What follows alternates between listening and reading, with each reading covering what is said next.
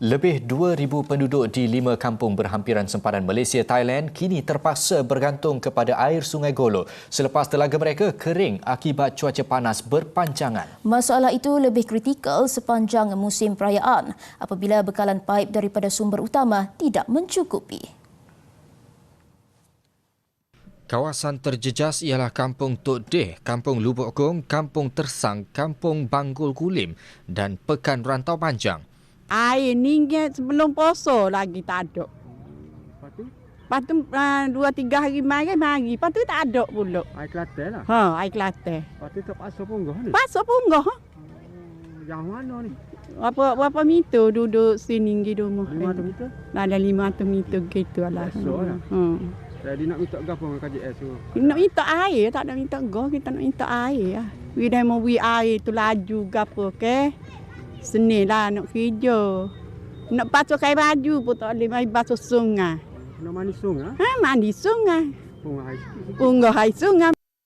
Penduduk tiada pilihan terpaksa mengambil air dari Sungai Kolok yang juga semakin cetek. Air ni kat dengan raya tu memang air tak ada lah. Air telaga pun kering. Air kerja air Kelantan pun tak ada. IKSB tak ada air. Air boring pun kering. Jadi orang jadi seksa. Anak-anak perantau gapo balik nak mandi susah. Paksalah turun nak mandi sungai. Jadi basuh baju gapo kena basuh sungai. Mandi gapo? Nak mandi gapo. Punggah air ni jauh mana ni? Punggah air ni dalam 1 kilo. Punggah motor lah? Punggah dengan motor 1 kilo. Tiap-tiap hari bila-bila tu mari mandi balik kerja main mandi. Punggah air buat kelik sikit-sikit. Buat ambil air semaya, buat basuh pinggir gitu lah. Saya ni mari dekat dengan 2 minggu, 3 minggu dah sekarang air tak ada ni. Air tak ada, gapo tak ada.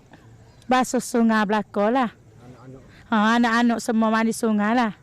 Anak-anak kelik ke air ni? Kelik, dia mau kelik baru ni pun turun sungai belakang lah. Mandi-mandi gapo. Nak ikut gapo ngasih air? Nak minta air lah, supaya ada air lah.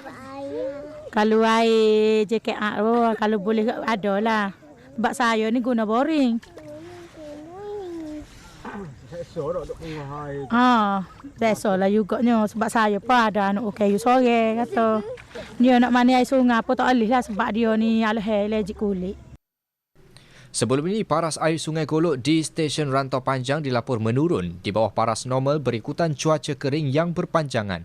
JPS Kelantan memaklumkan sungai itu mencatat bacaan 3.26 meter pada Isnin lalu berbanding paras normal iaitu 5 meter.